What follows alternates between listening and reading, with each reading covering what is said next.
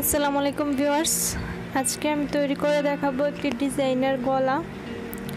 এর জন্য আমি সামনের কাপড়টিকে নিয়ে নিয়েছি। এটা হচ্ছে 3 পিসের কাপড়। 3 পিসটিকে আমি কাঁধ এবং বডি সহ পুরোটাই কেটে নিয়েছি, শুধু গলাটা কাটা বাকি আছে। গলাটা ডিজাইন করব আমি, চলুন তাহলে দেখে নেই। এখানে আমি একটি বক্রমকে 2 ভাঁজ করে 3 ইঞ্চি চওড়া এবং 6 ইঞ্চি লম্বা করে নিয়েছি। আবারও আমি 4.5 ইঞ্চি লম্বা নিয়ে নিলাম। 4.5 ইঞ্চি লম্বাটিকে আমি গোল শেপ দিয়ে নেব। এরপরে নিচের যে 6 ইঞ্চি আছে তার মধ্যে আমি আরও একটি গোল শেপ দেব। এর জন্য খুবই সুন্দর একটি ডিজাইন হবে।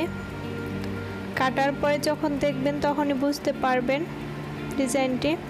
এরপরে আমি বাড়তি হাত সেলাই করার জন্য 1 ইঞ্চি পরিমাণ রাখলাম। এখন এটাকে আমি কেটে নেব।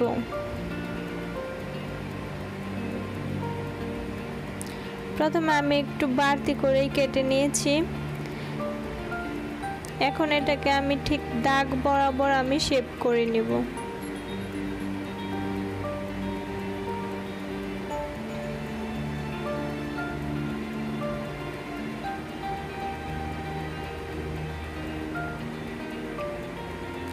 এই গলাটি তৈরি করা খুবই সহজ, দেখতেই পেলেন কত সহজেই কত সুন্দর একটি গলা তৈরি হয়ে গেল।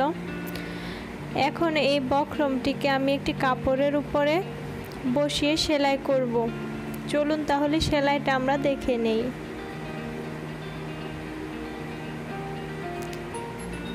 প্রথমে আমি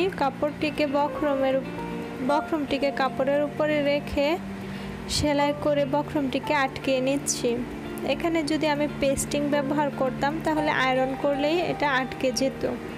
যেহেতু আমি বক্রম ব্যবহার করেছি সেহেতু এটাকে আমি সেলাই করে নিচ্ছি।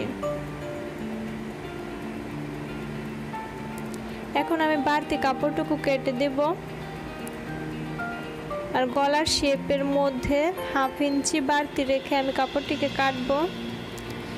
এই 1/2 ইঞ্চি কাপড়কে আমার ফোল্ড করে সেলাই করতে হবে। এখন এটাকে আমি বক্রমের সাথে ফোল্ড করে সেলাই করে দিচ্ছি।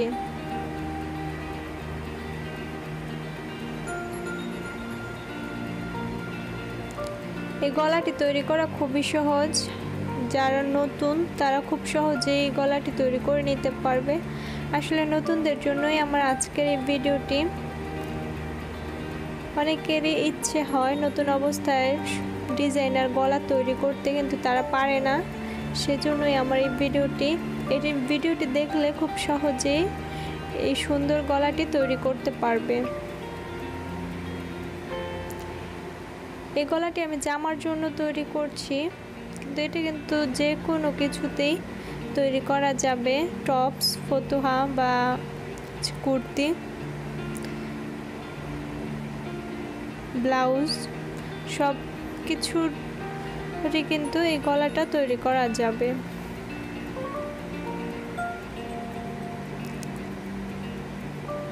এখন জামার কাপড়টিকে আমি সোজা অংশে রেখে এবং বক্রমের অংশটিকে আমি উল্টা করে নিলাম।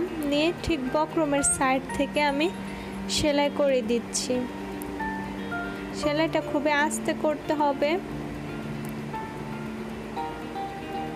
যেন কাপড়টা নিচ থেকে সরে না যায়।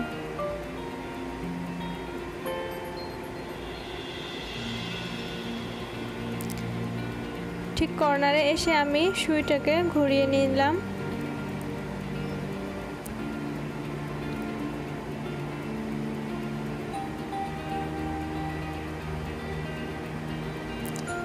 বক্রমটি জামার সাথে অ্যাটাচ করা হয়ে গেছে। এখন আমি এটা আর বাড়তি যে কাপড়টা আছে সেটা 1/2 ইঞ্চি একটু বেশি রেখে আমি গলাটাকে কেটে নিচ্ছি।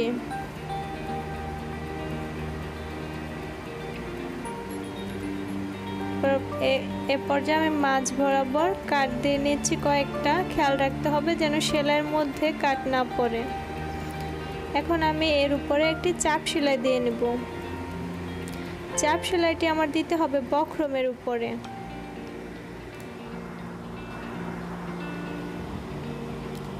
বক্রমটির উপরে আমি চাপ সেলাই দিয়ে নিচ্ছি।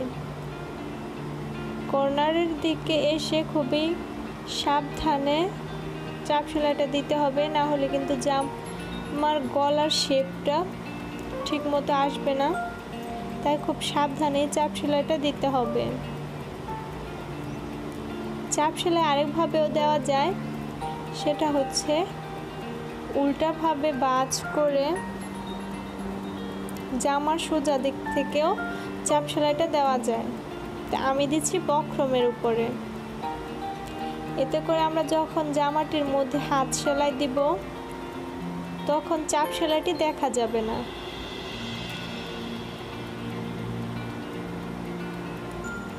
এই যে আমি এখন ফোল্ড করে আপনাদেরকে দেখিয়ে দিচ্ছি কিরকম হয়েছে গলাটি।